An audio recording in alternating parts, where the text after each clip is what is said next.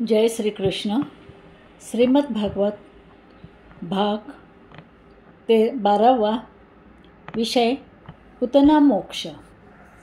पुतना राक्षसीने सुंदर मायावी स्त्रीचे रूप धारण केले आणि नंदबाबाच्या घरी आली. हिचा स्वभाव पहा कसा आहे.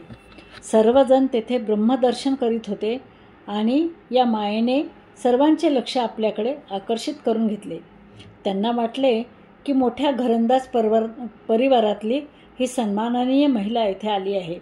जणू काही साक्षात लक्ष्मीच. तिने आपले स्वतःची ओळख दूरची बहीण अशी करून दिली.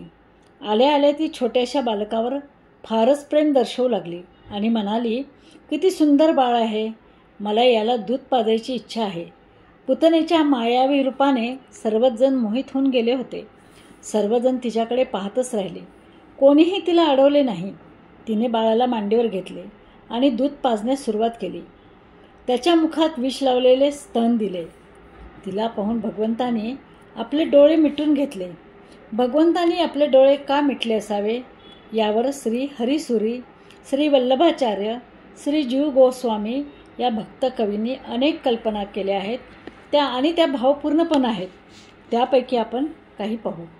पुतनेची पूर्वजन्मातली साधना जाणण्यासाठी डोळे बंद करून ध्यान स्मरण करण्याचा भगवंतांनी प्रयत्न केला असेही म्हणतात. पुतना दूध पाजण्यासाठी मातेप्रमाणे आली, परंतु तिची वेशभूषा मात्र पत्नीसारखी होती असेही कुणी म्हणतात.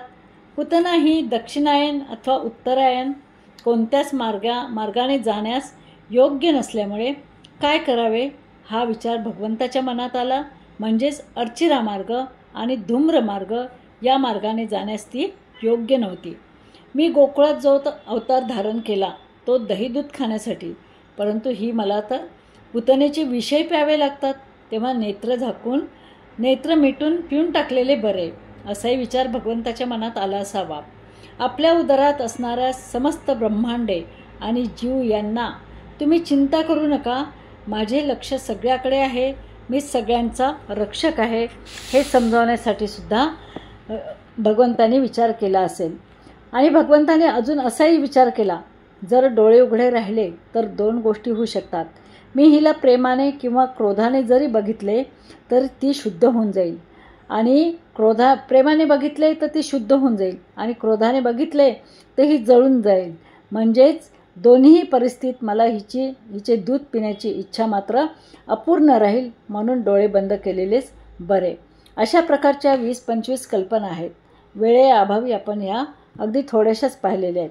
परंतु भगवान तर बालक आहेत, ते बाललीला करत आहेत, तेव्हा त्यांनी डोळे झाकून घेणे हे स्वाभाविकच आहेत असे मला वाटते. क्रिया आणि लीला यातील फरक काय? ज्या कृत्यासोबत कर्तृत्व अभिमान व सुखी होण्याची इच्छा असते तिला क्रिया म्हणतात आणि ज्याच्यासोबत कर्तृत्व अभिमान नसून दुसऱ्यांना सुखी करण्याची इच्छा असते तिला लीला म्हणतात. जीव जो काही करतो त्या क्रिया आहेत आणि ईश्वर जे काही करतात त्या लीला आहेत. पुतनेने विष लावलेले स्तन भगवंताच्या मुखात घातल्यावर भगवंतानी क्रोधाने तिचे स्तन आपल्या हाताने घट्ट दाबून पकडून दुधाबरोबर तिचे प्राणही भगवंत पिऊ लागले. पुतना व्याकुळ होऊन ओरडू लागली, मुच्च मुच्च, बस बस, आता सोडून दे. भगवान म्हणाले, मी ज्याला एकदा पकडतो त्याला सोडत नाही. ती भयंकर ओरडू लागली, इतस्ततः धावू लागली. तिला पीडा सहन झाली नाही आणि गोकुळाच्या वेशीवरच तिचे प्राण निघून गेले. मग तिचे भयंकर राक्षसी रूप प्रगट झाले. गोपिकांनी तिच्या शरीरावर बाळाला आरामात खेळताना पाहिले. नंतर गोपींनी पुतनेच्या देहाचे तुकडे करून जाळले. त्याचवेळी तिच्या शरीरातून सुगंध दरवळला, कारण भगवंताने तिचे दूध पिले होते. अर्थात तिची सर्व पापे नष्ट होऊन गेली होती. या राक्षसीने भगवंतांना विष पाजवले तरीसुद्धा तिने कृष्णाच्या मुखात आपले स्तन दिले, म्हणून भगवंताने तिला मातेला प्राप्त होणारी गती दिली, म्हणजेच तिला मोक्ष दिला. भगवंत किती दयाळू हे सुद्धा आपल्याला ह्याच्यातून दिसून येते.